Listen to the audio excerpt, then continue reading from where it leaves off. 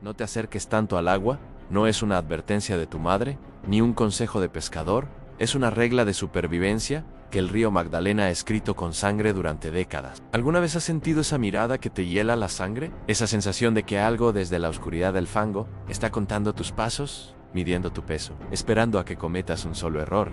Crees que es un tronco flotando. Crees que es el reflejo de la luna sobre las ondas de la corriente, pero los troncos no parpadean, y el reflejo de la luna no tiene pupilas humanas cargadas de un deseo enfermo. Imagina por un instante que tus huesos comienzan a crujir, que tu piel se desgarra para dar paso a una armadura de escamas frías, y que tu voz, esa que hoy usas para gritar, se convierte en un siseo gutural atrapado en una garganta que ya no es tuya.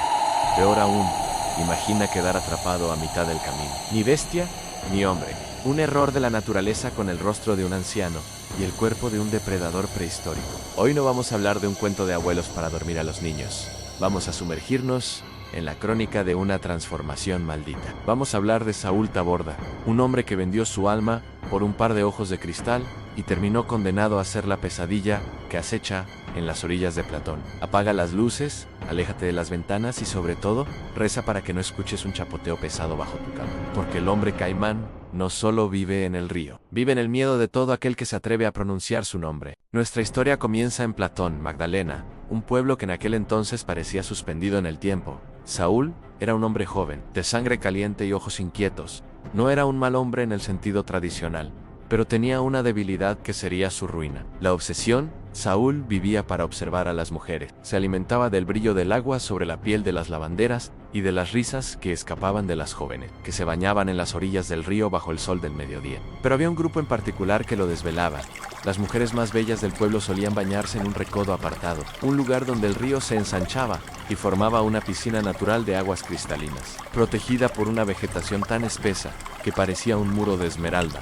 Saúl deseaba verlas. Quería estar allí, entre ellas sin ser detectado, quería ser un fantasma, una sombra, algo que el ojo humano no pudiera distinguir de la naturaleza misma. El miedo a ser descubierto por los padres y hermanos de las jóvenes, que no dudarían en usar sus machetes para defender el honor de sus familias, lo mantenía a raya. Pero la obsesión es una semilla que crece rápido en el fango de la mente. Saúl empezó a buscar una forma de acercarse. No buscaba amor, buscaba la satisfacción de una curiosidad prohibida, y fue entonces cuando escuchó los rumores sobre un brujo en la Alta Guajira, un hombre que negociaba con lo que no tiene nombre, alguien que poseía el secreto de la transmutación. El viaje hacia el norte fue largo y polvoriento. Saúl caminó bajo un sol que parecía querer derretirle la piel. Pero su mente estaba fija en una sola imagen, el cuerpo de las mujeres bajo el agua. Finalmente, encontró al brujo. Era un anciano cuya piel parecía cuero viejo y cuyos ojos no tenían pupilas, como si miraran directamente al abismo. «¿Quieres ser lo que no eres?», dijo el brujo, con una voz que sonaba como el crujir de hojas secas. «¿Quieres la visión del cazador y el sigilo de la bestia?». Saúl, temblando pero decidido, asintió. El brujo le entregó 2 frascos pequeños, tallados en hueso. Uno contenía un líquido de un color rojo vibrante, casi eléctrico. El otro, una sustancia blanca, espesa como la leche de una planta venenosa. «La pócima roja te convertirá en caimán», susurró el brujo. «Te dará la fuerza, el camuflaje y la paciencia del reptil. Podrás sumergirte y observar desde las profundidades, pero ten cuidado, muchacho. El río es celoso. Si te quedas demasiado tiempo en la otra piel, el agua olvidará quién eras. Para volver a ser hombre, alguien debe derramar la pócima blanca sobre tu cabeza». Saúl tomó los frascos con manos temblorosas. No preguntó el precio en esos tratos. El precio siempre se paga al final. De regreso en Platón, Saúl esperó a que la tarde cayera. Se escondió entre los manglares, cerca del lugar de baño. El corazón le golpeaba las costillas como un pájaro enjaulado. Sacó el frasco rojo. El olor que emanaba era metálico, como sangre vieja mezclada con lodo podrido. Sin dudarlo, bebió el líquido. El dolor fue instantáneo y devastador. Sintió que sus huesos se rompían y se volvían a unir en ángulos imposibles. Su columna vertebral se alargó, rasgando la piel de su espalda. Sus dientes se afilaron hasta convertirse en dagas de marfil. Sus ojos, antes humanos y expresivos, se hundieron y se volvieron amarillos, con una pupila vertical que dividía el mundo en presas y sombras. Sus manos se ensancharon, sus uñas se volvieron garras negras y pesadas. En cuestión de segundos, Saúl Taborda ya no estaba allí. En su lugar, Un caimán de proporciones monstruosas se deslizaba silenciosamente hacia el agua. Esa tarde, Saúl sintió un poder que nunca había imaginado. Bajo el agua, el mundo era diferente. Podía sentir las vibraciones de cada movimiento. El latido del corazón de las mujeres que nadaban a pocos metros de él estaba allí, invisible, observando con una claridad aterradora. Nadie sospechó nada. ¿Quién se fijaría en un tronco flotante o en un par de ojos que apenas sobresalían de la superficie? Al terminar, buscó a un amigo de confianza, un hombre a quien le había confesado su secreto y a quien le había entregado el segundo frasco. El amigo, aterrorizado pero fiel, derramó el líquido blanco sobre el lomo de la bestia. El proceso inverso fue igual de doloroso, pero Saúl recuperó su forma humana, riendo con una locura que empezaba a brotar de sus ojos. Por meses el ritual se repitió. Saúl se volvió adicto a la transformación. Ya no solo lo hacía por las mujeres, lo hacía por la sensación de ser el dueño del río, por la frialdad absoluta de la sangre de reptil que le quitaba el peso de la conciencia humana. Pero la suerte es un hilo delgado que siempre termina por romperse. Un día, su amigo no pudo asistir. En su lugar, Saúl convenció a otro conocido. Un hombre nervioso y dado a la bebida, estaban en la orilla. Bajo la sombra de un higuerón centenario, Saúl bebió la pócima roja y se convirtió. La bestia emergió del polvo y se sumergió en el río. El hombre del frasco blanco se quedó solo, mirando el agua con un terror que le paralizaba los sentidos. Esa tarde, algo salió mal.